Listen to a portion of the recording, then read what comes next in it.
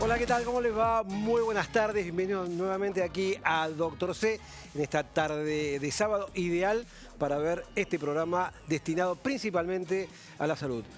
Vamos a hablar acerca de las varices. Estamos aquí con el doctor Martín Parodi. ¿Qué tal, Martín? Gracias por venir. Aprovecho para saludarte. ¿Cómo estás? Muy bien. Vos sos cirujano vascular. Cirujano vascular, periférico. Me dedico a todo lo que es enfermedad arterial y venoso. ¿Dónde trabajás? Estoy en el Sanatorio Finoquieto. Habitualmente estoy encargado de la parte de cirugía vascular periférica. Hacemos todo esto justamente, todo lo que se ocupa de la enfermedad arterial fuera del corazón. Bien. Lo del corazón lo dejamos a los cirujanos. Hoy tenemos corazón y tenemos todo lo que está por fuera del corazón. Exactamente. Bueno, a ver, ¿qué son las varices? Porque la gente a veces piensa que tiene varices, no sabe si tiene varices, se mira las piernas, no sabe si tiene varices, no tiene varices. ¿Las varices se ven siempre, a veces no se ven? Bueno, el tema es así. La verdad que las varices es una enfermedad, digamos, a veces poco jerarquizada, pero afecta a una gran cantidad de gente. Por lo menos en Estados Unidos hay entre un 20 y un 50% de pacientes que están afectados por las varices, que son venas que están agrandadas y deformadas. Esas venas, cuando se agrandan mucho, pueden generar síntomas más allá de lo que uno ve. A ver, una persona, por ejemplo, que hace físico-culturismo, que levanta pesas, y uno ve sus venas en los brazos, sus venas en las piernas, las ve grandes. ¿Esos son varices o no son varices? Bueno, no, justamente las personas, hay gente que hace mucha actividad física, atletas de cualquier deporte. Cuando uno los mira habitualmente, o corredores, ve que hay algunas venas que están un poco más agrandadas. Eso en verdad corresponde a una cosa que se acomodó a la fisiología, a la necesidad. Una persona que hace mucha actividad requiere más flujo y ese flujo obviamente dilata un poco más los vasos. ¿Quiénes tienen más varices, las mujeres o los hombres? Las mujeres, claramente. ¿Por qué? La mujer tiene 3 veces más varices que el hombre. El hombre en esto siempre estamos atrás, por suerte, sí. Pero la realidad es que la mujer tiene más incidencia de varices por varios factores. Uno lo piensa por embarazos. Sí. Los embarazos generan más tendencia a que las venas se dilaten. Los trastornos o las variaciones hormonales, en verdad. Todo el tema hormonal también altera la pared venosa y hace que se dilaten más. Por eso incluso hay en momentos del periodo menstrual, del ciclo menstrual, en donde a veces uno nota un poco más las venas o nota más los síntomas. Pero bueno, por esa razón en general la mujer está más... A ver, vos me decís embarazo. Embarazo son 9 meses. Esas venas durante 9 meses o 7 meses o 6 meses comienza a dilatarse justamente por la presión que hace el bebé sobre la vena cava por donde vuelve la sangre. Así es. Esto se estira, pero después no vuelve a la normalidad. Muchas venas vuelven a un estado normal. Eso corresponde a un tema de hipertensión venosa. Es lo que decías vos. Es como tener una represa que está tapando la vena, entonces el flujo no puede volver adecuadamente. Cuando se libera esa represa, el flujo empieza a pasar normalmente. Claro. Ahora, muchas venas quedan dilatadas, porque ya están deformadas anatómicamente producto de esa hipertensión venosa, y otras, afortunadamente, no quedan con un daño permanente y vuelven a un estado normal. Eso depende de la elasticidad de la vena. Bien. Habitualmente hay que esperar un poco para ver si eso quedó definitivamente en forma patológica o quedó normal. Desde el punto de vista anatómico, por muchas veces cuando en los medios se habla de que tuvo una lesión vascular, la gente no sabe si es una vena o es una arteria. ¿Qué diferencia tiene morfológicamente? ¿Cómo es una vena y cómo es una arteria? Bueno, las arterias, el concepto es diferente desde el punto de vista que la arteria lleva sangre desde el corazón hacia el resto del cuerpo. Las venas llevan la sangre del resto del cuerpo hacia el corazón para oxigenar la sangre.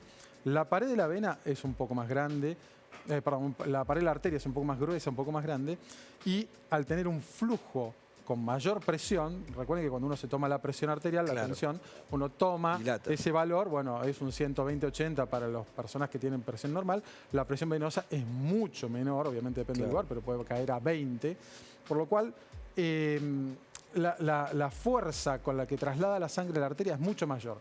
Cuando hay una lesión arterial, el problema es que lleva más sangre con más presión, obviamente es más difícil de controlar y trae consecuencias catastróficas. En cambio, la vena es un poco más fácil, ¿no?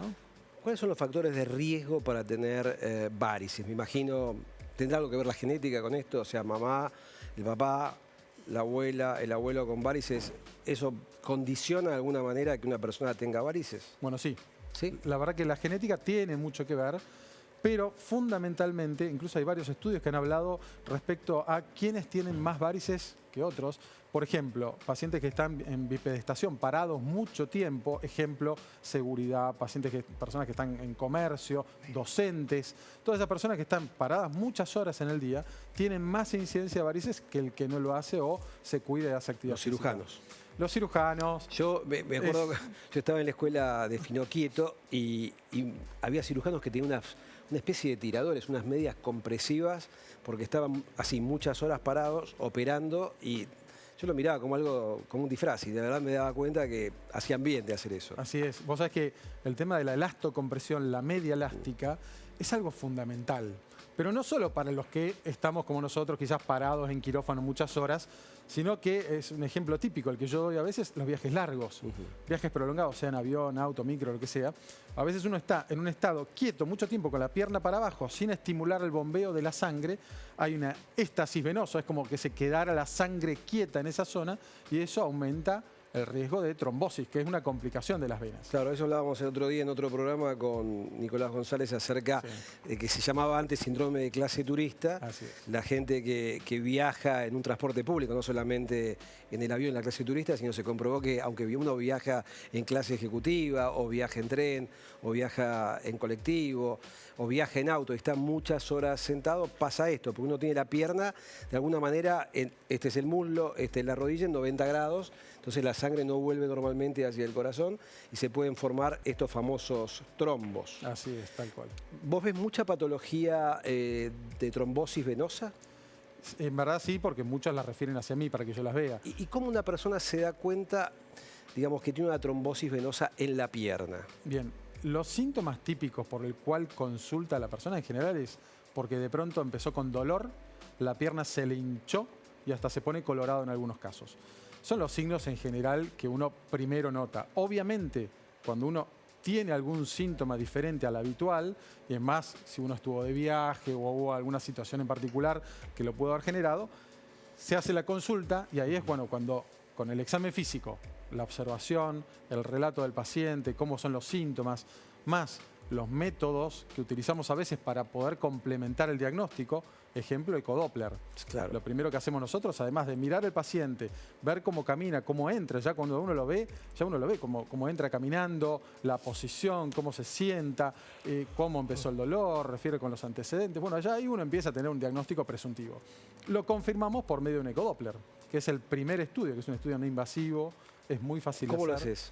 Yo habitualmente tengo este aparatito, es un dispositivo que pensé que te ibas a afeitar con eso. Claro, bueno, este dispositivo uno lo prende, se conecta al teléfono y yo esto lo pongo en algún lugar del cuerpo que quiero revisar. Acá la cámara. O sea, esto es un ecógrafo. Eso es un ecógrafo tal cual, que tiene la función Qué también fantástico. de evaluar Esto flujo. ¿Es importado o es nacional esto? No, eso es importado. Espectacular. O sea, que este es el traductor, sería. Exactamente, sí. Con esto, ¿hasta qué profundidad podés ver? Se ve claro hasta 4 o 5 centímetros, después va perdiendo un poco de calidad. Para eso hay otros transductores en donde uno puede utilizar, por ejemplo, los que se hacen para el control de las embarazadas, transabdominal, que son convexos, tienen otra forma y tienen una capacidad de penetrancia mayor. Bien, pero este para nosotros nos sobra. Cuando uno habla de varices, uno piensa rápidamente en miembro inferior. ¿Dónde más hay varices?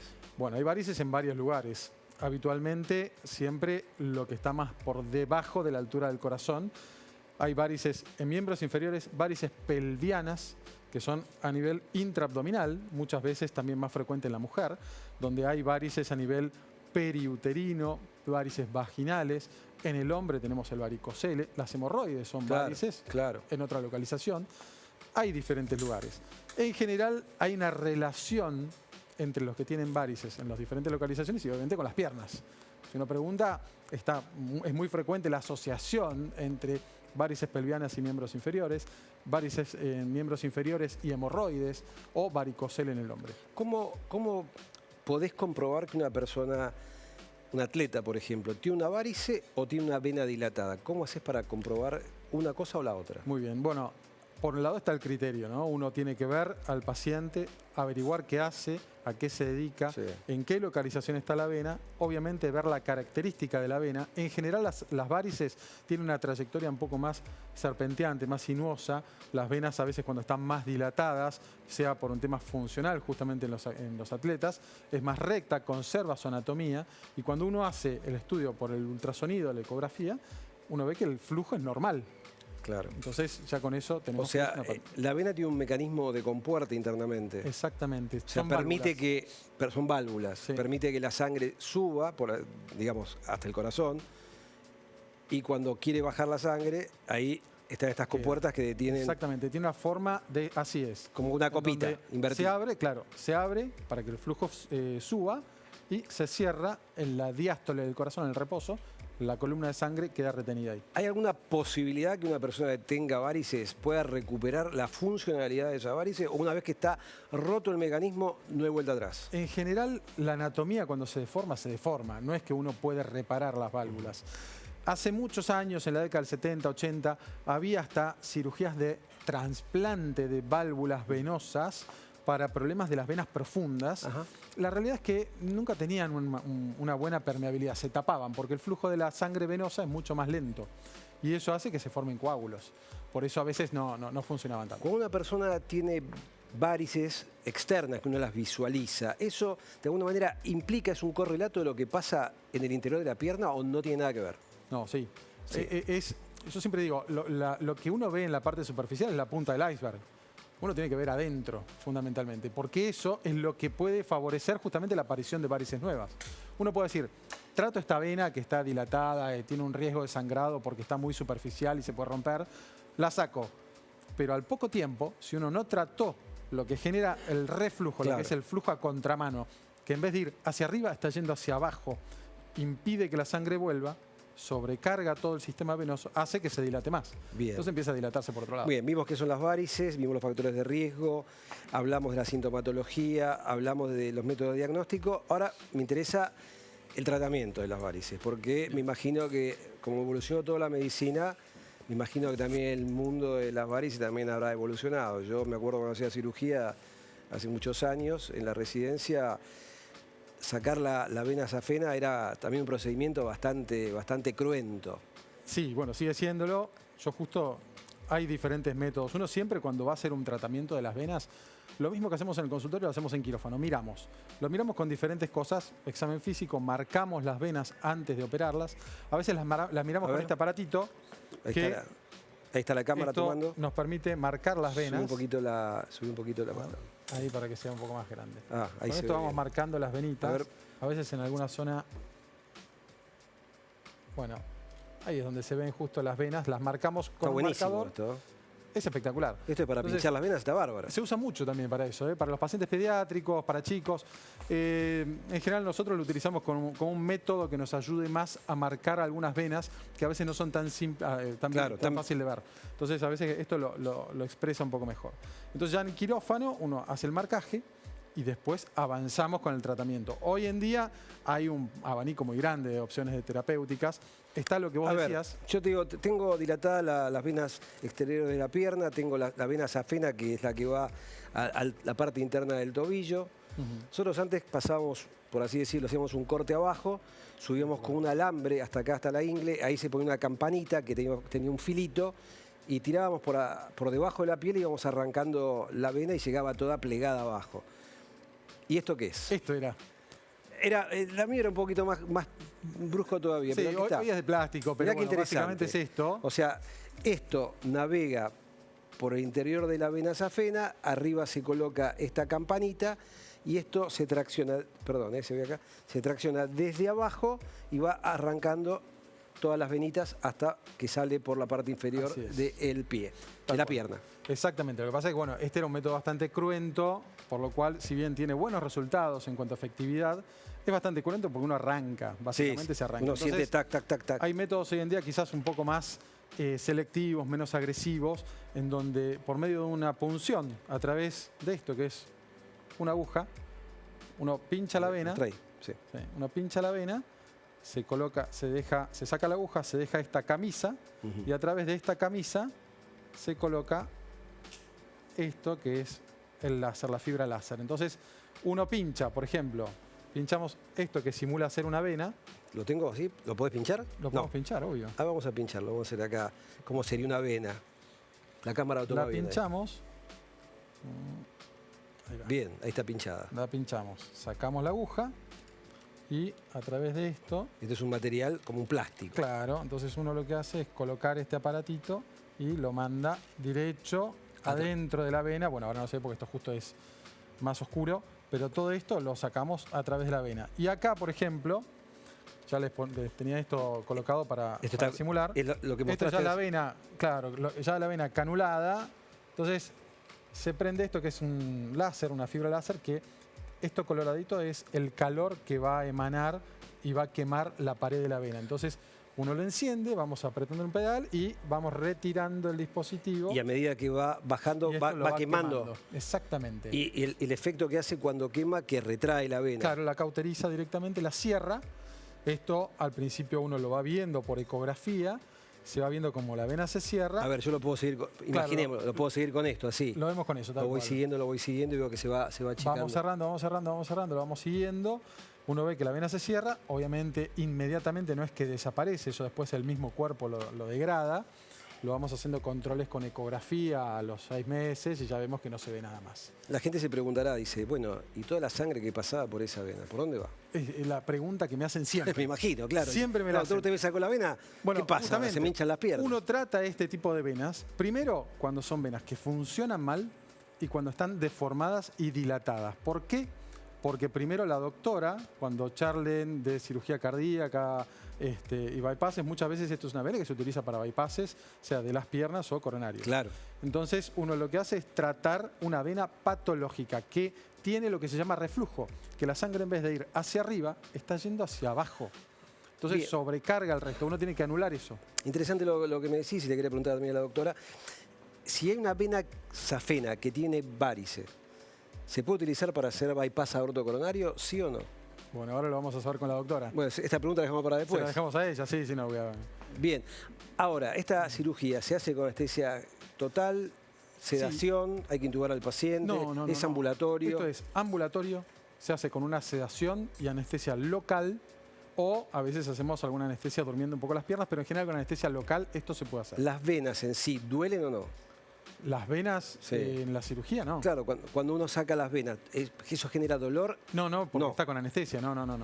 Perfecto. No tienen dolor. Perfecto. ¿El paciente se va el mismo día? ¿Es ambulatoria esta cirugía? Es ambulatorio. Se recuperan de la sedación, que es una anestesia que hoy en día es la más segura. Es más, te diría que hasta siempre es más seguro hoy en día la anestesia más que cualquier cirugía, porque hay muchos controles de todo.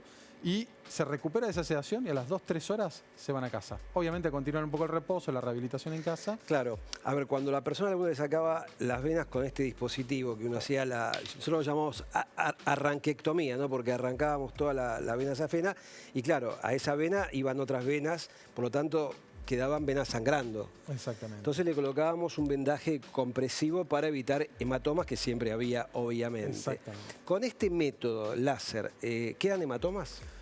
Esta parte puntual, no. En general, los hematomas quedan cuando uno tiene que tratar las ramitas, la punta del iceberg. Claro. Lo que hablamos antes, lo que se ve que eso se sigue haciendo a veces con lo que se llama microcirugía, que son micropunciones con esta agujita.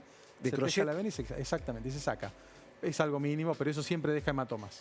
Bien, esto, digamos, no deja ninguna cicatriz más que donde cortaste arriba y donde abajo y donde cortaste arriba. O arriba no hay que cortar. No, en verdad, cuando uno hacía la cirugía te dejaba los cortes. A ver, tenemos un video para mirar, a ver. Ahora no igual sé, no se ve tan claro, pero este puntualmente no es con cortes, es por punciones. Y esta ya es la otra parte donde tratamos las otras venas, las más chiquititas. Las más chiquititas son las llamadas telangiectasias. Claro, las arañitas. Claro, justo esta es de una zona de la cara. Hay otras que también están en la zona de las piernas, donde se puede ver a veces bien donde es con este aparatito, que es un aparatito de mano. Sí, hoy no te lo traje cargado, pero No me hacías el tratamiento acá. este aparatito, claro, si no lo hacemos ahora. Sí. Pero este aparatito, uno lo que hace es, con esto que es un medidor de distancia, directamente lo apoya y la luz, como se ve ahí, va quemando el vasito. Lo va quemando directamente, lo cauteriza. Es muy efectivo para vasos chicos, obviamente, y bien superficiales. Son dispositivos nuevos. Esto hasta está aprobado en Estados Unidos en la FDA. O sea, son seguros. Hoy en día, toda esta tecnología cada vez es más segura. Entonces, la realidad es que es una opción más para el tratamiento de los pequeños vasos, que es lo que queda siempre para después. ¿Por qué no me hiciste esto? Bueno, tenemos que hacer. Un poquito, acá tengo unas arañitas, me tengo que sacar. ¿Sirve para la cara esto? Sirve para la cara. Y también para cualquier arañita del cuerpo. A ver, yo lo uso más para lo que es miembros inferiores. Claro, ¿no? Pero vos también lo que haces es esclerosás las pequeñas arañitas. El tratamiento de las arañitas, que es lo que queda después, que son los pequeños vasitos, lo más coloradito, donde a veces cuando uno que se sacó las venas más grandes, ve otras cositas que son las cositas chiquitas coloraditas. Eso en general se llaman arañitas vasculares. Se van quemando, unas se queman con esto, otras se tratan con inyecciones, que es el tratamiento esclerosante. Sí. El tratamiento esclerosante es un tratamiento que surgió en los años 20. Es muy viejo. Tiene 100 años. Nosotros lo hacemos hace, no sé, 40 años, digo, pero es tan viejo. Tiene 100 años eso. El método es un método muy efectivo. Lo que pasa es que lo que tiene en contra a veces es que hay que hacerlo en forma repetida muchas veces. Hoy en día, obviamente, han ido mejorando las tecnologías, la medicación, las técnicas. Ya no es lo que era en los años 20, sí, claro, 1920. Sí, sí. Pero hoy es un poco mejor. Lo que pasa es que igual, lo que tiene tedioso a veces es un pinchacito, hay que hacerlo varias veces y eso hace que sea una técnica quizás más lenta. Lo complementamos con esto, que es el láser, o también hay un dispositivo de radiofrecuencia que uno va quemando con un aparatito, una puntita, que justo ahí no lo traje, pero es una puntita que va quemando los vasitos. Bien, por último te quiero preguntar, pues siempre preguntamos esto, si hay cobertura a través de prepagos, obras sociales, o solamente cubre la extracción de la vena safena, o también puede cubrir este láser, que a mí me gustaría, digo, si me vas a hacer, haceme esto. Obvio, no, bueno, la realidad es que hay cierta tecnología que todavía no está dentro de lo que se llama PMO, que es lo que las prepagas están obligadas a cumplir en general. Estos tratamientos, en general, la gran mayoría no están cubiertos por las prepagas. Lo que sí sigue estando cubierto, por lo que decía antes, es un método efectivo, es el tratamiento con la safenectomía. ¿Esto es descartable? Esto es descartable. ¿Todo esto es descartable? Todo esto es descartable. ¿Esta fibra también de luz también es descartable? Por eso a veces tiene un cierto costo. Sí. Me imagino que esta fibra es importada y debe costar unos cuantos dólares. Tiene su valor. Sí. Bien, te quedas con nosotros. Esto me lo llevo yo para casa, te aviso. Bueno. Me quedo con este producto para hacerme láser para las arañitas.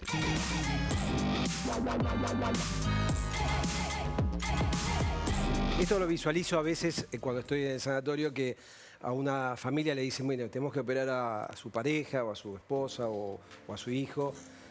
Cirugía a corazón abierto. Y la verdad que genera mucho impacto, mucho miedo, porque uno tal vez se quedó con la tecnología vieja, la gente mayor piensa que la cirugía cardiovascular es bastante riesgosa. Claro, es una cirugía grande, pero justamente vamos a hablar acerca de esto con la doctora Viviana Urrutia Martín, cirujana cardiovascular. Un placer tenerte acá. ¿Cómo estás? Hola, Guillermo, ¿cómo estás? Muchísimas gracias por la invitación. En realidad creo que nos conocimos a través de las redes, ¿no? Yo veía que, esta mujer que hace cirugía cardiovascular, una mujer joven. ¿De dónde sos? Soy de Misiones. O sea, vengo del interior. Comencé la carrera de medicina en Corrientes y después la terminé en Buenos Aires. Me especialicé en cirugía general y con una posbásica de cirugía cardiovascular. Cuando vos estabas en cirugía general, ¿vos ya tenías definido que ibas a hacer cirugía cardiovascular o te interesaba, estabas viendo qué ibas a hacer? De principio, cuando ya terminaba los últimos años de lo que era el secundario, antes de estudiar medicina, sabía que quería hacer cirugía, o sea, independientemente del área que elegía. Después fueron pasando los años, elegí lo que era medicina en general, terminé la carrera. Hago cirugía general convencida del final que iba a ser cirugía cardiovascular. Lo que no me imaginaba era un mundo tan varonil, tal vez, como lo estamos viviendo hoy. Y de hecho la cirugía general hace ya unos años, bastantes años, era bastante masculina, por así decirlo, y costaba mucho para la mujer ingresar a ese mundo, sobre todo en escuelas rigurosas en cuanto a conceptos, como la escuela finoquietista, por ejemplo, que tenía muy pocas mujeres. Yo estuve en esa escuela y no había ninguna mujer dentro de mi división de cirugía. Me imagino que entrar en el mundo de la cirugía cardiovascular, que estaba prácticamente reservada para hombres, vos, una mujer joven que dijiste, voy a entrar acá. ¿Cómo hiciste para entrar al mundo ese de la cardiovascular? Me pasó que en cirugía general, cuando ingreso hacía 2 o 3 años, estamos hablando de un par de años atrás, todavía era un equipo muy varonil. Después eso fue rotando en el transcurso de la residencia y cuando pasamos a cirugía cardiovascular, de nuevo, volvemos a encontrar no digo el mismo obstáculo porque por suerte tengo un equipo excelente donde soy recibida con los brazos abiertos y realmente se escucha mi opinión, se participa en las cirugías, o sea... Pero sé que es muy difícil del otro lado también. Llevamos décadas de que los equipos son cerrados y todo lo que es alta complejidad también. Lo mismo sucede con los pacientes.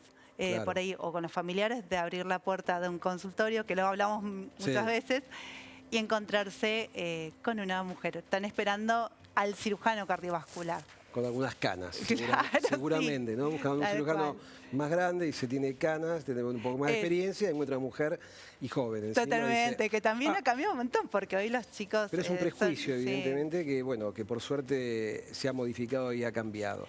Ahora, cuando uno lleva a un paciente a un quirófano con una cirugía, como se dice comúnmente, a corazón abierto, digamos que el procedimiento es bastante diferente a lo que son los procedimientos percutáneos, que hemos acá explicado varias veces, donde se ingresa, por ejemplo, para cambiar una válvula a través de una arteria que está en la ingle, la arteria femoral, se ingresa hacia el corazón con un catéter y se despliega una válvula.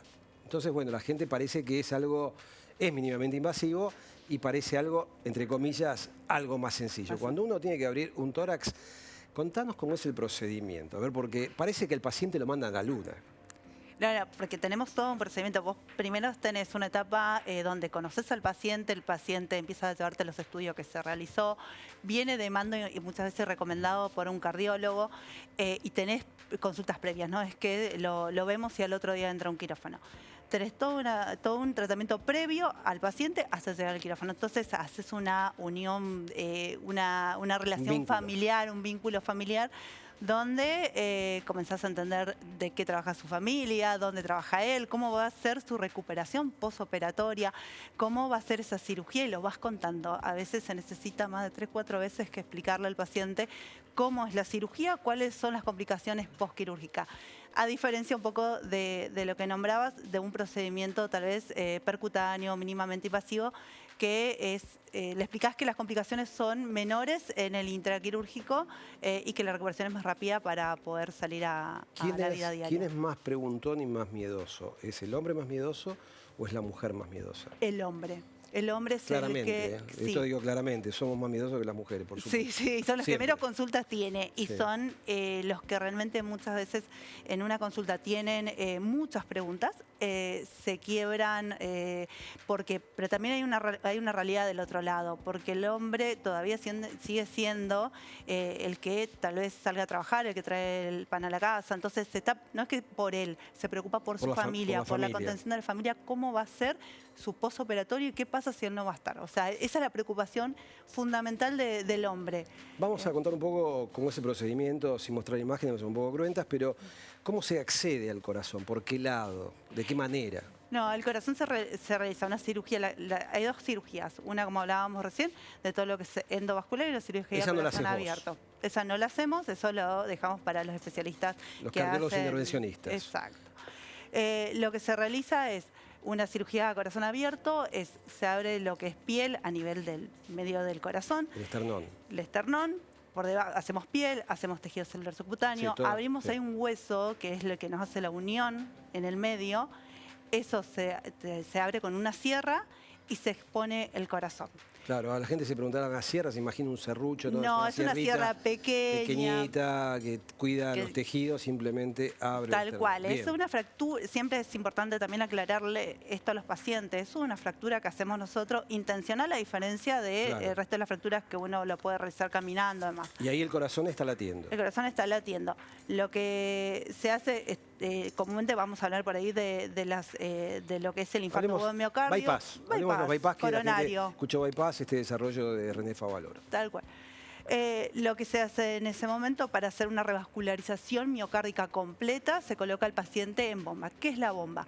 Es un módulo, es un aparato externo que lo que realiza es la parada del corazón, y esa bomba es la que hace como función de enviarle sangre al cerebro, a los pulmones, a los riñones y al resto del cuerpo. Que tu corazón deja de latir acá y comienza a funcionar un aparato externo que cumple la función del corazón. Tal cual.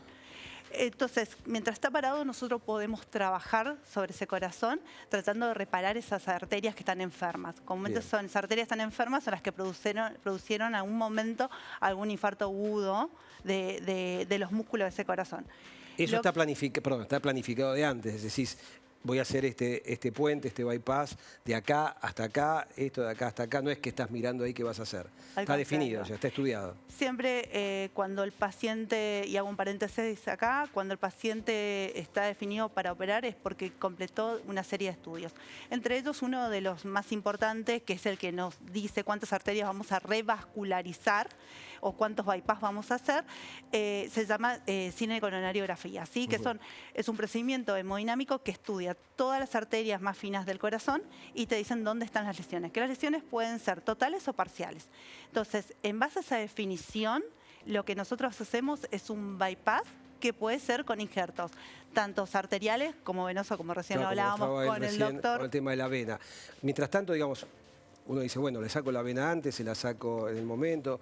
¿Cómo se saca la vena? ¿En qué momento? No, porque ya está planificado la cirugía previa, ya sabemos. ¿Hay un equipo que saca las venas? Hay un equipo que saca las venas. ¿Una o sacan las dos venas? No, sacamos lo que se pueden ser dos injertos. Uno de lo que son siempre se trata de utilizar lo que son las arterias mamarias, que están por dentro, pegadas al pectoral, y lo otro, al esternón, y lo otro son otro canalículo que es la arteria radial y venas. Eso depende del equipo quirúrgico y de las capacidades que tengamos. Bien, lo que haces en definitiva es, si esta es la arteria coronaria y acá hay una obstrucción, exacto, vos lo que haces es un puente de acá que funciona bien hasta acá.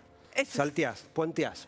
Se puentea, esa es la definición de bypass. Puentea para tratar de seguir enviando sangre al resto del corazón y saltear esa parte. Haces todos esos puentes, que haces 3 puentes, 4 puentes. La gente dice, ¿cuántos bypass le va a hacer, doctora? ¿Es lo mismo hacer 3, hacer 2? No, desde el punto de vista técnico para el cirujano, es habitual hacer esto. Sí, se trata de revascularizar, por eso se trata de revascularizar completo el corazón, todas las lesiones que podemos.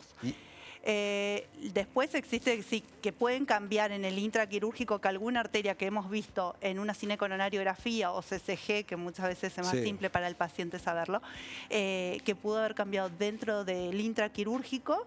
Sí, puede haber cambiado la planificación, pero siempre la planificación está previamente. Se hacen los puentes. ¿Qué se hace con las conexiones? ¿Cómo se conectan los cables, digamos? Para que ese corazón arranque. ¿Cómo arranca ese corazón? Ese corazón está parado porque se utilizan diferentes cánulas que van directo a esa bomba extracorpórea, mientras el corazón está parado. Lo que se hace es un equipo, por ahí que lo hemos hablado previamente, multidisciplinario. O sea, en esto se necesita tanto de los perfusionistas, que son las personas que están manejando ese aparato de atrás, esa bomba, como los anestesiólogos, el equipo quirúrgico, son todos fundamentales. Lo que se hace es reactivar eso y de a poco vamos activando ese corazón. Pero estamos ahí a la espera de que ese corazón vuelva a latir para decir, bueno, la cirugía ha terminado, está bien, como para hacer un cierre. ¿Cómo late ese corazón? ¿Se le da un impulso eléctrico? No, si no lo requiere, no. En el caso de choquear lo demás, se realiza cuando tenga alguna arritmia anormal. Pero si no, ese corazón vuelve a su actividad en base a drogas y cosas que se vamos ayudando al corazón. ¿Y cómo se cierra ese hueso que cortaste? Eso, como decía anteriormente, es una fractura intencional. Entonces lo que se hace es cerrarlo por medios de alambres. Se unen los dos huesos. La gente dice alambres. Sí, se llaman alambres. Sí. Se cierran con alambres esa fractura hay que cuidarla dentro de los 45 No hay un pegamento, había días. salido hace muchos años, vos eras muy joven, seguramente ni eras médica, se llama kriptonita, como la de Superman, era un pegamento que se estaba utilizando, después no supe más nada qué pasó con eso, para pegar el esternón sin utilizar alambres. Se sigue utilizando alambre. Se siguen utilizando alambre hace décadas, que llevamos de la cirugía cardíaca de 1954, así que un poquito antes en realidad, pero sí que íbamos utilizando alambres para esto. Bueno, el posoperatorio es tolerable, es doloroso. El posoperatorio es un posoperatorio que va a requerir igualmente como vuelvo a repetir, sus 45 días, porque lo más importante acá es que el hueso termine soldado. Va a tener sus 2 o 3 días en unidad coronaria, donde se hace todo lo que es la parte de recuperación, que el paciente tenga una buena tensión arterial, que el paciente empiece a comer, que esté descomplejizado, que se le saquen los drenajes, porque se dejan drenajes siempre decimos que son los ojos internos del corazón. Bien. ¿Y en qué tiempo vuelve a la casa? 7 días. 7 días. Entre 5 y 7 días. Porque después pasa a una sala común donde empieza a caminar y a tratar de hacer su vida con sus cuidados para poder deambular y poder ir a su casa. ¿Es doloroso la fractura esta provocada del esternón o el paciente no tiene dolor cuando sale de alta? No, el paciente tiene dolores como una fractura. Como una fractura pueden ser tolerables o depende mucho de cada paciente. ¿Cuándo ese paciente vuelve, digamos, a su vida cotidiana? ¿Cuándo ese paciente puede volver a manejar? ¿Cuándo ese paciente puede volver a hacer deporte? ¿Cuándo ese paciente puede volver a tener sexo? Qué pregunta y muy buena eso, que justo después lo hemos charlado también con el doctor. Depende muchísimo de qué calidad de paciente tengo y qué cantidad de actividad física haya hecho anteriormente, cómo se haya alimentado y demás. Tenés pacientes que le cuesta, vuelven a los 3 meses, casi 4 meses, a hacer una actividad, a manejar una vida cotidiana. Y hay personas que hace poco, jóvenes, que tengo una amiga muy importante, que a los 2 meses estaba haciendo su actividad física normal, o sea, alta intensidad. ¿Esos puentes pueden volver a taparse con placas de colesterol o ya, digamos, de acuerdo a lo que va a sobrevivir ese paciente, no sé, si hace los 50 años, puede durar 40 años eso y no requiere más No, esos puentes pueden llegar a volver a taparse. Siempre hay que pensar que son canales de sangre que están y que pueden ocluirse en alguna parte. O sea, ¿El paciente se anticoagula por cuánto tiempo? Son entre 6 meses. 6 meses a un año. Bien, te quedás con nosotros. Saben que hay trivias después de todo esto, porque van a participar en unas trivias. Lo veo bien, doctor, ¿qué le pasa? Está atento, está atento. Muy atento. Está atento. Vamos a hablar con el doctor Marcelo Campos. Todos queremos vivir más, pero también queremos vivir mejor, tener calidad de vida. A veces uno dice, yo quisiera vivir 90 años. Sí, pero ¿cómo? Yo quiero vivir 90 años... pero muy bien, quiero vivirlos bien. Estamos ahí con el doctor Marcelo Campos, que es médico anestesiólogo prestigiosísimo y además tiene un máster en medicina de antiedad, antienvejecimiento. ¿Es correcto? ¿En España? Es correcto, sí, en la Universidad de Barcelona. Bueno, un placer tenerte acá. Siempre me gusta hablar con vos, es un tipo muy metódico en tus cosas y me tirás muchos tips y yo la verdad que no caso una porque... Vos me decís y yo de golpe me ves comiendo un alfajor ahí, me siento mal, lo quiero tirar al piso, a la basura, pisarlo. Digo, ¿cómo puedo ser tan poco saludable en un tipo tan saludable? Bueno, gracias Guillermo, por la invitación a participar. Y esta cosa que vos decís, ¿no? Quiero vivir hasta los 90 años. Sí, claro. Pero quiero vivir hasta los 90 años bien. Sí, claro. Con calidad de vida. O sea, que los últimos 20 años de mi vida, que es donde... Si uno vive a los 90, a partir de los 65, 70, empiezan a pasar cosas. Ahora, para que esas cosas, si pasan, sean en su mínima expresión, tengo que empezar a tener determinadas conductas mucho tiempo antes. Y uno hace cosas cuando tiene un objetivo, cuando busca algo. Por ejemplo, el que quiere correr una maratón, se entrena para correr una maratón. Claro. Entonces yo acá hago un parangón. Yo me entreno para correr mi triatlón de los 90 años. ¿Y cuál es la meta? ¿Cuál va a ser el triatlón de mis 90 años? Y acá les voy a poner un ejemplo que a todos les encantaría hacerlo. Si tienen nietos, les gustaría poderlos levantar, tenerlos a UPA. Obvio. Una sensación muy placentera. Si no hago determinadas cosas, vayan pensando que no lo van a poder hacer. Otra cosa, me gustaría viajar. Sí. Viajar significa 2 cosas. Caminar mucho. Llevar valijas. Llevar valijas. Y acá hay un desafío que yo les pongo. ustedes, si viajan en avión, y seguramente viajan con un carry. Sí. Ese carry lo tienen que levantar y ponerlo en la parte de arriba del avión. Entonces me quiero entrenar para poder hacer eso. O sea, algo tan simple. Son cosas muy simples las que les estoy contando. Pero perdemos la percepción de que no lo vamos a poder hacer.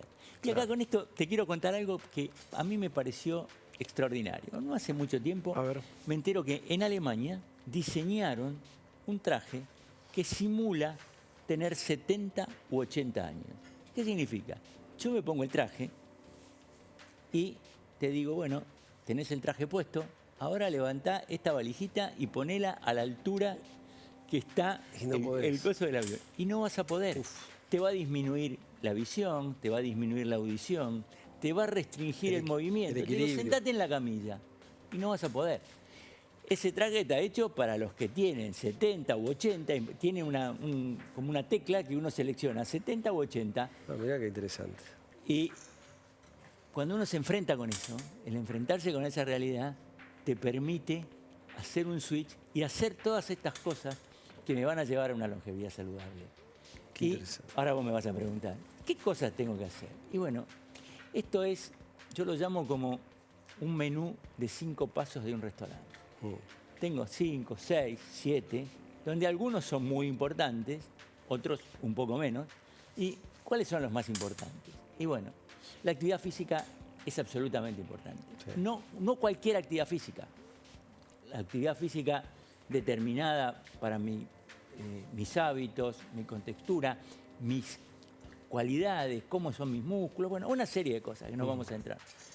El segundo paso. Alimento. La alimentación.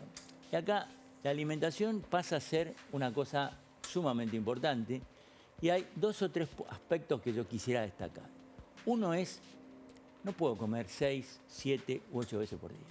Eso, como tradicionalmente en una época se decía las 6 comidas. Se sigue diciendo. Y se sigue diciendo, pero lo importante es tener una ventana de alimentación restringida. ¿Qué significa? ¿El ayuno intermitente vos? Es el ayuno intermitente. Durante 16 horas no como. Solamente líquidos.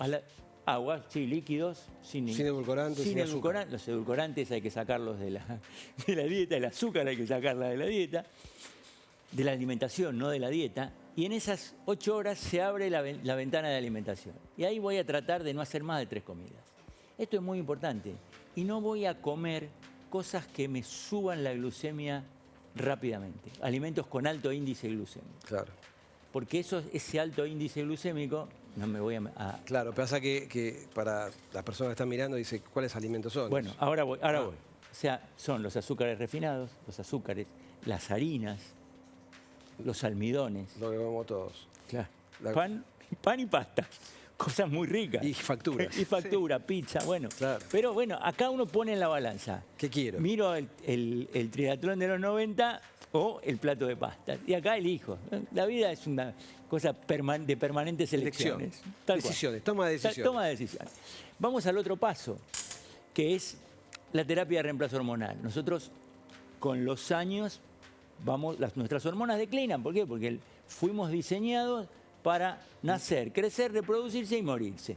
Una vez que se hizo la reproducción, las hormonas caen y no tenemos que morir. Lo que pasa es que la gente antes se moría a los 40 años. Claro. Ahora... Imperio Romano a los 30. A los 30. Sí. Ok, entonces, y esto, bueno, hay que hacerlo bajo determinados parámetros, no todo el mundo lo puede hacer, hay que estudiar factores de riesgo, montones de cosas. Y otro tema importante y que hoy hay una epidemia de que esto está faltando, que es la cronodisrupción, la alteración en el sueño. Hoy, sobre todo después de la pandemia, esto se ha exacerbado muchísimo, la gente duerme mal. Hay que dormir alrededor de 7 horas, la gente duerme muchísimas menos y la percepción que uno tiene de cuánto duerme está muy alejada de la realidad de lo que uno duerme. Si no, ¿cuánto dormiste? Dormí 7 horas. Cuando uno usa dispositivos sencillos, como algunos relojes, algunos anillos, calidad del sueño tiene que ver. Claro, y eso tiene que ver.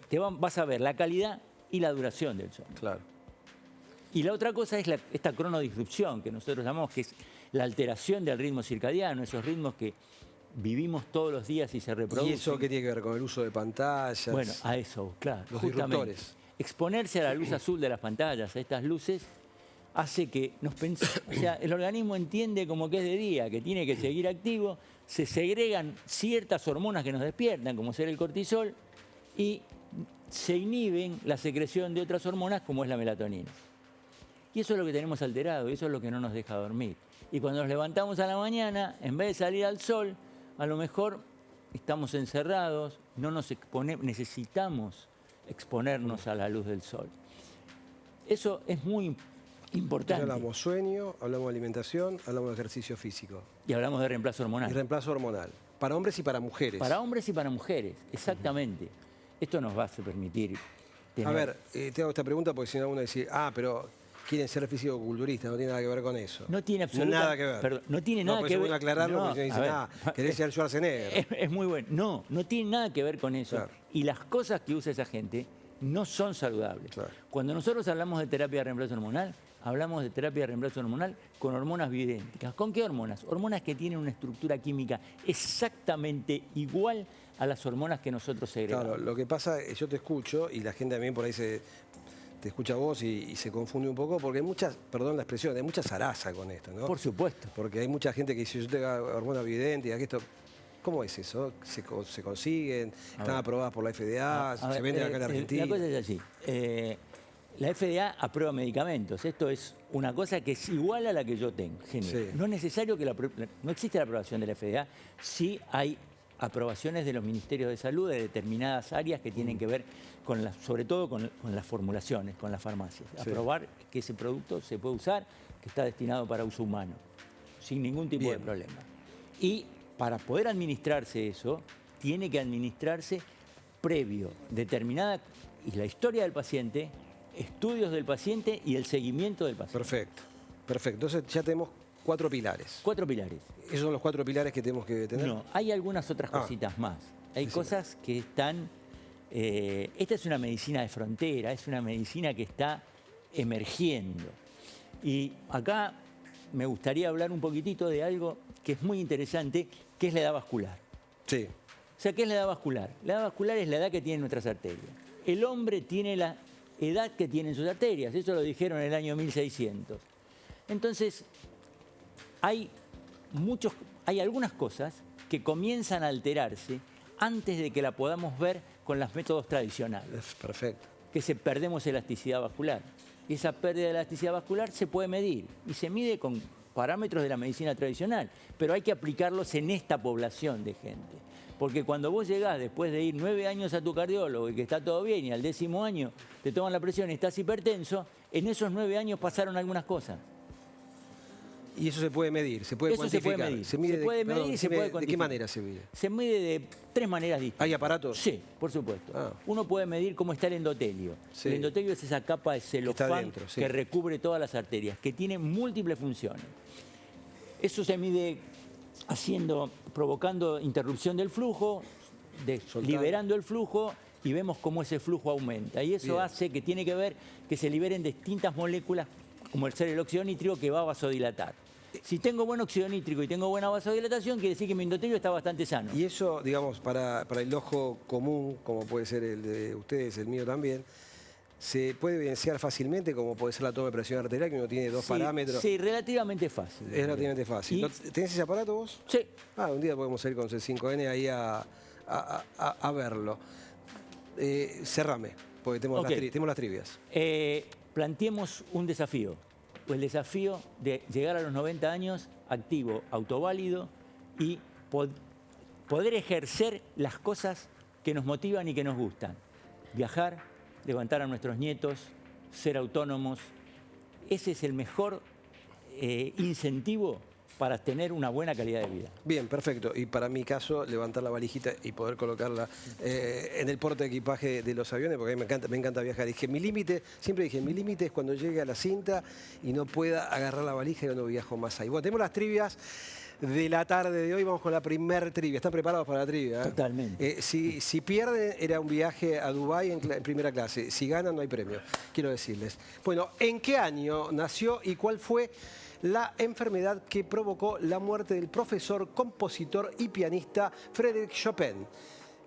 nació en 1790 y la causa de muerte fue la viruela, 1802 y fue la peste negra, 1810 y murió a causa de la tuberculosis, 1823 y falleció por la neumonía, nació en 1830 y murió por las secuelas de la sífilis, o nació en 1839 y murió por tétanos. Y comenzamos por la doctora Urrutia.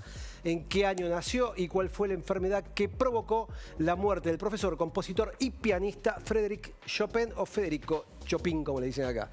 Pero es así el nombre. Dígame, doctora. 1802, peste negra. 1802 y peste negra. No me pregunte, usted asevera eso. Sí, bueno. Doctor Campos. 1810 tuberculosis. 1810 tuberculosis. Doctor Parodi.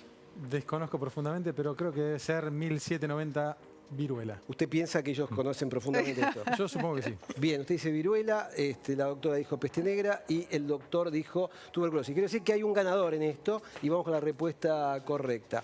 Nacido como Friedrich Francis Chopin, vino al mundo el 1 de marzo de 1810 en un pueblo perteneciente al Ducado de Varsovia. Creciendo en un ambiente de alta cultura, el pequeño Friedrich se interesó muy pronto por la música. Desde la infancia empezó a componer, creó su primera pieza a los 7 años y tocar el piano ante un público selecto, ganándose una notable fama que le permitió viajar al extranjero y entrar en contacto con las grandes corrientes musicales de Europa. Abandonó Polonia a los 20 años y luego se instaló en París. Todas sus composiciones tienen como protagonista al piano, aunque también escribió 2 conciertos para piano, música de cámara y 19 canciones con letras en polaco. La fragilidad en su estado de salud lo acompañó en casi toda su carrera. En la madrugada del 17 de octubre de 1849 muere en París. Fue enterrado en el cementerio Père Lachaise, pero cumpliendo su última voluntad, su corazón fue enviado en un recipiente repleto de coñac a Polonia para ser enterrado en la iglesia de la Santa Cruz de Varsovia. El certificado de defunción reflejó como causal de su muerte la tuberculosis. Solamente tenía 39 años cuando murió Federico Chopin. ¿Conocían la historia? Muy interesante, sigue mucho más, pero esa es la cara de Chopin. Siempre estuvo muy enfermo, fue abandonado, nunca tuvo hijos, fue abandonado por su mujer porque estaba cansado de cuidarlo, se pasaba tosiendo, a veces escupía con un poquito de sangre, entonces, pero tiene una historia tremenda. Bueno, vamos con la segunda trivia y última de la tarde. ¿Quién fue el desarrollador del diazepam, conocido en el mercado, y digo la marca porque es muy conocida, Valium, y en qué año sale al mercado?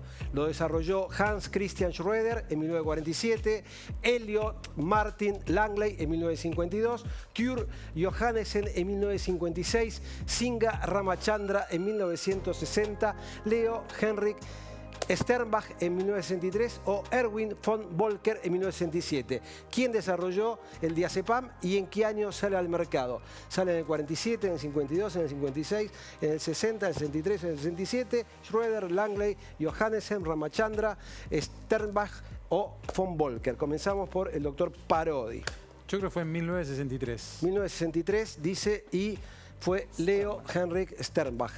Doctor Campos. Von Volker. Von Volker, dudando lo dijo, un poco Sí. así medio titubeante, Total. la voz temblorosa casi. ¿Viviana? Voy por el año. Singa Ramachandra. Singa Ramachandra en 1960. Bueno, hay un ganador, pero nadie ha acertado las 2 trivias. Vamos con la respuesta correcta de este producto que revolucionó la historia de la ansiedad en los Estados Unidos. Leo Henrik Sternbach. Su desarrollador nació en Abacia, hoy parte de Croacia, el 7 de mayo de 1908 y se doctoró en química orgánica en la Universidad de Cracovia, en Polonia, en 1931. Hijo de un farmacéutico, después de crecer rodeado de cajas de pastillas y botes de jarabe, inició su carrera en Roche, Suiza, en 1940, pero se vio obligado a viajar a los Estados Unidos debido a la ocupación nazi de Europa. Desde entonces, este inventor ha trabajado en la sede de Roche en Nueva Jersey hasta los 90 años. El diazepam no es solo uno de los ansiolíticos más conocidos y se ha convertido en todo el mundo, un ícono cultural citado en varias películas. Las benzodiazepinas son medicamentos con efectos sedantes, hipnóticos, ansiolíticos, antiepilépticos, amnésicos y miorelajantes. Se usan en medicina para tratar el trastorno de ansiedad, el insomnio y otros trastornos del estado de ánimo, así como las epilepsias, los síndromes de abstinencia alcohólica y los espasmos musculares. También se usan en ciertos procedimientos médicos. Sale al mercado en 1963 y fue el medicamento más recetado en los Estados Unidos entre 1969 y 1982. ¿Qué me cuentan? Tremendo. Bueno, lo pasó bien, doctora. Un placer. Perfecto. Gracias por venir. Gracias, doctor, por la invitación. Gracias, doctor Campos. Un placer. Quiero vivir 90, pero déjame con una pizza de vez en cuando. Martín, un placer. Bueno, nos vemos como siempre todos los sábados aquí a la tarde por C5N. Muchas gracias. Chao.